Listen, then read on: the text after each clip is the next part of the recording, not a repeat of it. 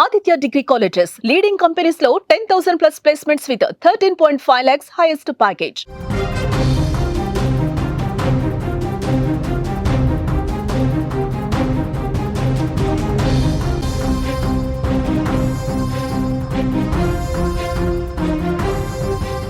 Breaking news చూస్తున్నాం. Teenmar Mallanna MLC Teenmar Mallanna ఆఫీసులో కాల్పుల కలకలం.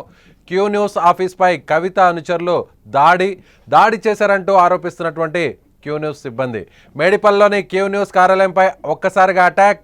కవితపై మల్లన్న చేసిన అనుచిత వ్యాఖ్యలకు నిరసనగా దాడి చేసినట్లు సమాచారం. దాడి సమయంలో 5 రౌండ్లు కాల్పులు జరిపిన ఎమ్మెల్సీ మల్లన్న తీన్మార్ మల్లన్న గన్మ్యాన్. కాల్పుల్లో పలువురికి తీవ్ర గాయాలు. క్యూ న్యూస్ ఆఫీస్ వద్ద ఒక్కసారిగా ఉద్రిక్త వాతావరణం.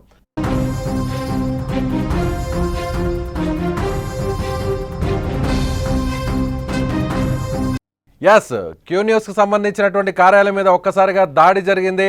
కొంతమంది ఆందోళనకారులు ఒక్కసారిగా కార్యాలయంలోకి దూసుకొచ్చారు. ఎమ్మెల్సీ తీన్మార్ మల్లన్నకు సంబంధించినటువంటి క్యూ న్యూస్ ఆఫీసులో ఈ దాడి జరిగింది. దాడిని అడ్డుకోవడానికి సిబ్బంది ప్రయత్నించారు. అయితే అక్కడే ఉన్నటువంటి తీన్మార్ మల్లన్నకు సంబంధించినటువంటి గన్మ్యాన్ ఒక్కసారిగా కాల్పులు జరిపారు. కాల్పులు జరిపినటువంటి దృశ్యాలు అక్కడ ప్రస్తుతం మనం చూస్తున్నాం. కాల్పులు జరపడంతో కొంతమందికి తీవ్ర గాయాలయ్యాయి. తర్వాత ఒక్కసారిగా అక్కడ ఆఫీస్ ఫర్నిచర్ను కూడా ఆందోళనకారులు ధ్వంసం చేశారు. అదేవిధంగా అక్కడ రక్తపు ఛాయలని కూడా రక్తపు మడుగులంతా కూడా అక్కడ ఉన్నటువంటి పరిస్థితి. సో అక్కడ అంతా కూడా తీవ్రంగా రక్తం, అక్కడ మరకలన్నీ కూడా చాలా స్పష్టంగా కనిపిస్తుంది. ఆ డిఫర్డ్ విజువల్ మీరు స్క్రీన్ మీద చూస్తున్నారు. అదేవిధంగా ఎమ్మెల్సీ తీన్మార్ మల్లన్న గన్మ్యాన్ వాళ్ళని అడ్డుకునేటువంటి ప్రయత్నం చేశాడు. లోపలికి రావద్దు, దాడి చేయొద్దు అంటూ కూడా ఆయన అనేక సార్లు చెప్పారు. అయినా కూడా ఆందోళనకారులు లోపలికి రావడంతో అతను డోర్ కిటికీలో నుంచి కాల్పులు చేస్తున్నటువంటి దృశ్యాలు మనకు కనిపిస్తున్నాయి. ఎక్స్క్లూజివ్గా సుమన్ టీవీ ఎక్స్క్లూజివ్గా ఈ దృశ్యాలను మీకు ప్రసారం చేస్తుంది. ఓవైపు డోర్ అటువైపు ఆందోళనకారులు, ఓవైపు ఇతర గన్మ్యాన్ కాల్పులు జరుపుతున్నప్పటికి కూడా ఏమాత్రం చెలించకుండా అక్కడ వాళ్ళు ఆఫీస్ ఫర్నిచర్ను ధ్వంసం చేస్తున్నటువంటి దృశ్యాలు మనకు కనిపిస్తున్నాయి. ఓవైపు దాడి చేసేటువంటి ప్రయత్నం కూడా అక్కడ కనిపిస్తుంది. ఎమ్మెల్సీ గన్మ్యాన్కి సంబంధించినటువంటి గన్తో అక్కడ ఆ కార్బన్ గన్తో అతను ఫైరింగ్ ఓపెన్ చేసినటువంటి దృశ్యాలు అక్కడ మీరు చూస్తున్నారు. సో ఆఫీస్ మొత్తం అంతా కూడా ఫర్నిచర్ ధ్వంసం అయిపోయింది. పలువురికి తీవ్ర గాయాలయ్యాయి. ఒక్కసారిగా గన్ ఫైర్ ఓపెన్ చేయడంతో చాలామందికి గాయాలయ్యాయి. ఆఫీస్ ఫర్నిచర్ అంతా కూడా ధ్వంసమైంది. పోలీసులు కూడా అక్కడికి రావడం జరిగింది. సో అక్కడ ముఖ్యంగా అసలు ఈ దాడికి కారణాలేంటో తెలుసుకుందాం. సో 2 రోజుల కిందట ఇటీవల జరిగినటువంటి బీసీ సమావేశంలో చింతపూడి నవీన్ అలియాస్ తీన్మార్ మల్లన్న ఏం మాట్లాడారో చూద్దాం. ఎమ్మెల్సీ కవిత మీద ఆయన అనుచిత వ్యాఖ్యలు చేశారు. ఆ వ్యాఖ్యలకు నిరసనగానే ఈ దాడి జరిగినట్టుగా తెలుస్తుంది. ఆ వ్యాఖ్యలు ఏంటో ఒకసారి చూద్దాం. రిజర్వేషన్ కోసం ఆర్డినెన్స్ ఇచ్చినామని చెప్పి ముఖ్యమంత్రి గారు ఆర్డినెన్స్ ఇస్తున్నామని ఆయన నిర్ణయం తీసుకోగానే కల్వకుంట్ల కవిత గారు ఆమె రంగులు గులాలు పూసుకుంటా ఉంది. బీసీలకు 42% ఆర్డినెన్స్ వస్తే నీకేం సంబంధము? నువ్వు బీసీయా? నీకు నాకేమైనా సంబంధమా? కంచం పొత్తుందా? మంచం పొత్తులున్నాయా మనకేమన్నా? 78 ఏళ్ల సంధి మమ్మల్ని తొక్కి చిత్రహింసలకు గురి చేసి అసలు మీకు కూడా లేదురా ఈ భూమి మీద నిలబెట్టినటువంటి మీ జాతి పండుగ చేసుకునేది మాకు అర్థం కాలేదు. అది చూసిన వాళ్ళ నవ్వుతావు, ఈమెకేం సంబంధం రా ఎగురుతా ఉందని చెప్పి రిజర్వేషన్ కోసం ఆర్డినెన్స్ ఇచ్చినామని చెప్పి ముఖ్యమంత్రి గారు ఆర్డినెన్స్ ఇస్తున్నామని ఆయన నిర్ణయం తీసుకోగానే కల్వకుంట్ల కవిత గారు తీన్మార్ మల్లన్న ఎమ్మెల్సీ చింతపండు నవీన్ అలియాస్ తీన్మార్ మల్లన్న ఎమ్మెల్సీ కల్వకుంట్ల కవిత మీద చేసినటువంటి కామెంట్స్. ముఖ్యమంత్రి రేవంత్ రెడ్డి బీసీలకు సపోర్ట్గా స్థానిక సంస్థల ఎన్నికల్లో దాదాపుగా 43% రిజర్వేషన్ని పాస్ చేసే విధంగా, అమలయ్యే విధంగా ఆర్డినెన్స్ని తీసుకురాబోతున్నారు. అందుకు సంబంధించినటువంటి ప్రకటన కూడా చేశారు. అయితే బీసీ కానటువంటి ఎమ్మెల్సీ కల్వకుంట్ల కవిత ఎందుకు మాట్లాడుతున్నారు, ఎందుకు దీన్ని వ్యతిరేకిస్తున్నారు, ఎందుకు రేవంత్ రెడ్డిని విమర్శిస్తున్నారంటూ కూడా ఆయన మాట్లాడారు. సో మీరు బీసీ కానప్పుడు, మీకు ఎలాంటి సంబంధం లేనప్పుడు నన్ను కూడా మీరు ఎందుకు విమర్శిస్తున్నారంటూ కూడా మీరేమైనా కంచం షేర్ చేసుకున్నారా? అలాగే మరొక అనుచిత వ్యాఖ్య కూడా చేశారు. సో దానికి సంబంధించి దాడి జరిగింది అనేటువంటి సమాచారం వస్తుంది. అసలు ఏం జరిగింది, సో ఈ దాడిలో ఎంతమంది గాయపడ్డారు, దాడికి గల కారణాలేంటి, ప్రస్తుతం అక్కడ ఉన్నటువంటి సుమన్ టీవీ ప్రతినిధి శరత్ రెడ్డితో ఫోన్లో మాట్లాడే ప్రయత్నం చేద్దాం. శరత్, అక్కడ పరిస్థితి ఏంటి? అసలు దాడి ఎన్ని గంటలకు జరిగింది? సో మేడిపల్లిలో ఈ దాడి ఎన్ని గంటలకు జరిగింది? దాడి సమయంలో సుమారుగా ఎంతమంది ఉన్నారు? ప్రస్తుతం గాయపడినటువంటి వారి పరిస్థితి ఏంటి? తీన్మార్ మల్లన్న ఏమంటున్నారు? మేడిపల్లి పోలీస్ స్టేషన్ పరిధిలో పిర్జాదిగూడలో ఉన్నటువంటి క్యూన్యూస్ ఆఫీస్ పై ఉదయం 11 గంటలకు దాడి జరిగింది. ఈ దాడికి సంబంధించి అంటే కవితకు సంబంధించి అంచెలు, తెలంగాణ జాగృతికి సంబంధించిన అంచెలు ఒక 50 నుంచి 60 మంది నినాదాలు చేస్తూ రోడ్డు నుంచి వచ్చే సమయంలో, అదేవిధంగా క్యూన్యూస్ ఆఫీస్ దగ్గరికి రాగానే ముందుగా ప్రధాన ద్వారాన్ని, అక్కడ ఉన్నటువంటి ప్రధాన ద్వారం దగ్గర నినాదాలు చేశారు. మొదటగా నినాదాలు చేసినప్పుడు ఈ రోజు ఆదివారం కాబట్టి అక్కడ సిబ్బంది కూడా చాలా తక్కువ ఉన్నారు. ఎమ్మెల్సీ గారు కూడా లోపటే ఉన్నారు, ఉన్నటువంటి గన్మెన్స్ కూడా ఉన్నటువంటి పరిస్థితి. కానీ అక్కడ ఉన్నటువంటి వాళ్ళు అంటే తెలంగాణ జాగృతికి సంబంధించినటువంటి వాళ్ళంతా కూడా అక్కడ నినాదాలు చేస్తూ డోర్ను పగలగొట్టే ప్రయత్నం చేశారు. మొట్టమొదటగా అది పగలలేదు. దాని తదనంతరం అక్కడ గ్లాస్ ను పగలగొట్టారు. మొట్టమొదటిగా గ్లాస్ ను పగలగొట్టి లోపలికి వచ్చి విపరీతమైనటువంటి నినాదాలు చేస్తూ కవితకు జై జైలు అంటూ, అదేవిధంగా తీన్మార్ మల్లన్న పైన వ్యాఖ్యలు చేస్తూ అక్కడ ఉన్నటువంటి చైర్లే కాదు, అదే ఫర్నిచర్ కానీ అద్దాలు కానీ అన్ని పగలగొట్టే పరిస్థితి. అదేవిధంగా అక్కడ ఉన్నటువంటి గన్మెన్స్ చూస్తూనే ఉన్నారు, ప్రతిఘటిస్తున్నారు. ఎందుకంటే లోపల చాంబర్ లో క్యూన్యూస్ అధినేత, అదేవిధంగా ఎమ్మెల్సీ మల్లన్న అలియాస్ చింతపండు నవీన్ కుమార్ లోపటే కూర్చున్నారు. ఒకవేళ అతని దగ్గరికి వెళ్తే పరిస్థితి ఇంకా పెద్ద అవుతుందని చెప్పి గన్మెన్లు అప్పుడే గమనించి అక్కడ ఉన్నటువంటి సిబ్బంది కూడా ఆదివారం కాబట్టి తక్కువ ఉన్నారు వాళ్ళతో పాటు, ఎందుకంటే వీళ్ళు ఎక్కువ మంది లోపల ఉన్నారు, వాళ్ళు తక్కువ ఉన్నారు కాబట్టి ప్రతిఘటించే ప్రయత్నం చేసినప్పటికీ కూడా ఎవ్వరు కూడా అక్కడ అంత రెచ్చిపోయే కార్యక్రమాలు చేశారు. మొట్టమొదటగా అద్దాలు పగలగొట్టినటువంటి సందర్భంలో లోపలికి వెళ్లారు, స్టూడియోలో ఉన్నటువంటి కెమెరాలను పగలగొట్టారు. అదేవిధంగా లోపల ఉన్నటువంటి అక్కడ అన్ని సిస్టమ్స్ అన్ని కూడా పగలగొట్టినటువంటి పరిస్థితుల్లోనే ఇదంతా కూడా తీవ్రంగా దాల్చుకునే ఉద్దేశం గమనించి అక్కడ ఉన్నటువంటి గన్మెన్లు, ఎమ్మెల్సీకి సంబంధించిన గన్మెన్లు ఇద్దరు కూడా ఒక గన్మెన్ అందులో 5 రౌండ్ల పైకి గాల్లో కాల్పులు జరిపారు. మొట్టమొదటగా గాల్లో కాల్పులు జరిపినప్పుడు కూడా వాళ్ళు భయపడినటువంటి పరిస్థితి. ఎందుకంటే గాల్లో కాల్పులు జరిపినటువంటి సమయంలోనే తీన్మార్ మల్లన్న ఎమ్మెల్సీ లోపలికి వెళ్ళారు. ఇక లోపలికి చొచ్చుకొని వెళ్ళి అతను మొట్టమొదటిగా చెయ్యి మీద దాడి చేశారు. అతను చెయ్యి మీద దాడి చేసినప్పుడు అతను కూడా అంటే వాళ్ళు వచ్చినటువంటి సమయం నుంచి కూడా వాదిస్తూనే ఉన్నాడు. ఏమైనా ఉంటే మాట్లాడదాం ఐదని చెప్పి అంటున్నాడు. అదేవిధంగా బీసీ ఉద్యమాన్ని అణచివేసే కార్యక్రమం నడుస్తుందని చెప్పి ఆయన కూడా బాగా అక్కడ వాగ్వాదం చేస్తున్నాడు. నేను ప్రజల కోసమే పోరాటం చేస్తాను, ప్రజలకు సంబంధించి వ్యాఖ్యలు చేస్తున్నాను తప్ప నేనేం చేయట్లేదని చెప్పి ఆయన చెప్పడం జరిగింది.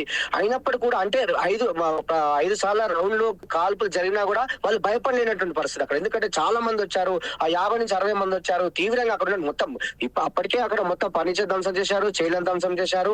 వీళ్ళు ప్రతిఘటించినటువంటి సమయంలోనే వాళ్ళు కాల్పులు జరపాల్సి వచ్చింది. ఎందుకంటే ఎమ్మెల్సీ పైన అత్యాయత్నం, నిజంగా ఒకవైపు చూస్తే ఎమ్మెల్సీ పైన ఆత్మహత్యాయత్నం అని చెప్పవచ్చు. అది జరిగే కార్యక్రమం ఇంకా మరి అక్కడ ఉన్నటువంటి సిచ్యువేషన్ చూసే వాళ్ళు కాల్పులు జరిపారని తెలుస్తుంది. అదేవిధంగా నిజంగా అంటే వాళ్ళు గాల్లో కాల్పులు జరిపిన తర్వాత మరి ఇక్కడ జరిగిన విషయం మనం పరిశీలిస్తే మొత్తం కూడా అక్కడ కింద బ్లడ్ అంతా పడి ఉంది. అంటే మళ్ళీ దాని కింద కాళ్ళకు సంబంధించి అక్కడ కాల్పులు జరపరా లేదంటే అనేది కూడా తెలుసుకోవాలి. ఎందుకంటే అక్కడ ఉన్నటువంటి సిచ్యువేషన్ మనం పరిశీలించినట్టు మాత్రం 5 రౌండ్లు గాల్లో కాల్పులు జరిపారు. తదనంతరం ఏం జరిగింది, వాగ్వాదం ఏం జరిగిందా, కొట్టుకున్నారా అనేది కూడా ఇంకా తెలియాల్సి ఉంది. మొత్తానికైతే తీన్మార్ మల్లన్న లోపల చాంబర్ లోకి వెళ్ళి కూడా అతని పైన అయితే దాడి చేయడం జరిగింది. Venkat, right, okay. శరత్ చెప్తున్న దాని ప్రకారం చూస్తున్నట్లయితే ఒక్కసారిగా దాదాపుగా 50 నుంచి 60 మంది క్యూన్యూస్ ఆఫీస్లోకి ఎంటర్ అయ్యారు. తీన్మార్ మల్లన్న ఆఫీస్లోకి ఎంటర్ అయ్యారు. ఒక్కసారిగా వస్తూనే డోర్లను కూడా ధ్వంసం చేసే ప్రయత్నం చేశారు. అక్కడ ఉన్నటువంటి ఆఫీస్ ఫర్నిచర్ని, సిస్టమ్స్ని, కంప్యూటర్ని అన్నింటినీ కూడా డ్యామేజ్ చేసి ధ్వంసం చేశారు.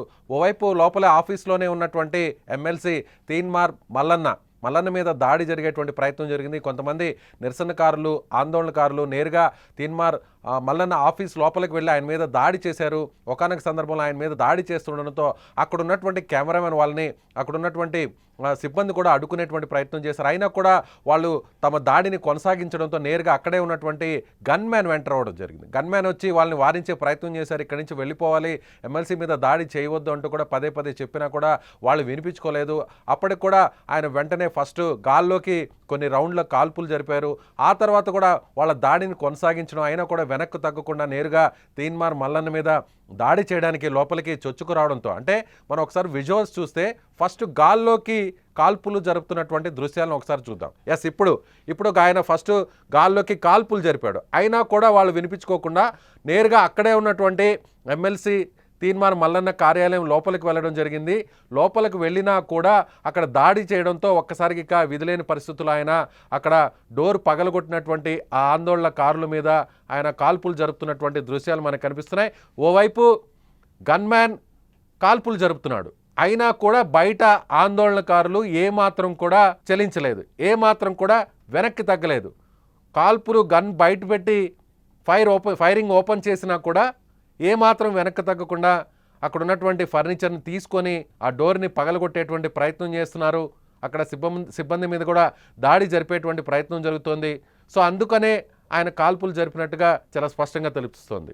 గాల్లోకి కాల్పులు జరిపిన తర్వాత ఆత్మరక్షణ కోసం తను విధులు నిర్వర్తిస్తున్నటువంటి ఏదైతే తన ఎమ్మెల్సీ మీద దాడి జరుగుతుంది కాబట్టి దాడి చేసేటువంటి క్రమంలో వారిని అడ్డుకోవాలి కాబట్టి వాళ్ళని ప్రతిఘటించాలి కాబట్టి విధిలేని పరిస్థితుల్లోనే ఎవరైనా కూడా గన్మెన్స్ కావచ్చు, బాడీగార్డ్స్ కావచ్చు, అక్కడ సెక్యూరిటీగా భద్రతనిస్తున్నటువంటి వీరు ఫైరింగ్ ఓపెన్ చేస్తారు. గాల్లోకి కాల్పులు జరిపిన తర్వాత నేరుగా రూల్స్ ప్రకారం ఒకవేళ ఎమర్జెన్సీ పరిస్థితుల్లో విధిలేని పరిస్థితుల్లో కాళ్ళ మీద కాల్పులు జరపాలి, మోకాళ్ళ కంటే కింద ఆ ప్రాంతంలో కాల్పులు జరపాలి. కానీ ఇక్కడ చూస్తుంటే ఆ దృశ్యాలు చూస్తుంటే మనకి గన్మ్యాన్ నేరుగా కాల్పులు జరుపుతున్నాడా, లేదంటే కింద వైపుకు ఆయన కాల్పులు జరుపుతున్నాడా, లేదంటే గన్ పెట్టి వాళ్ళని అడ్డుకునేటువంటి ప్రయత్నం చేస్తున్నాడా, ఇదంతా కూడా మనకి స్పష్టంగా అర్థం కావాలంటే మరికొన్ని ఆధారాలు బయటకు రావాల్సినటువంటి పరిస్థితి. అక్కడ ఉన్నటువంటి సీసీటీవీ ఫుటేజ్ కూడా బయటకు వస్తేనే క్లియర్గా ఏం జరిగిందనేటువంటి సమాచారం కూడా, వాస్తవాలు కూడా బయటకు వచ్చే అవకాశం ఉంది. అయితే ప్రస్తుతం అక్కడ తీన్మార్ మల్లన్న అక్కడే ఉన్నారు, కార్యాలయంలోనే ఉన్నారు. ఆయన ఆఫీస్లో ఉన్న సమయంలోనే సో ఒక్కసారిగా ఈ అటాక్ జరిగింది. ఈ అటాక్ మరొకసారి చూద్దాం. ఈ అటాక్కి కారణాలుగా చెప్తున్నటువంటి speech, comments, Teenmaar Mallanna comments ఏంటో ఒకసారి చూద్దాం. గులాలు పూసుకుంటా ఉంది. బీసీలకు 42% రిజర్వేషన్ కోసం ఆర్డినెన్స్ ఇచ్చినామని చెప్పి ముఖ్యమంత్రి గారు ఆర్డినెన్స్ ఇస్తున్నామని ఆయన నిర్ణయం తీసుకోగానే కల్వకుంట్ల కవిత గారు ఆమె రంగులు గులాలు పూసుకుంటా ఉంది. బీసీలకు 42% ఆర్డినెన్స్ వస్తే నీకేం సంబంధము? నువ్వు బీసీయా? నీకు నాకేమైనా సంబంధమా? కంచం పొత్తుందా? మంచం పొత్తులున్నాయా మనకేమన్నా?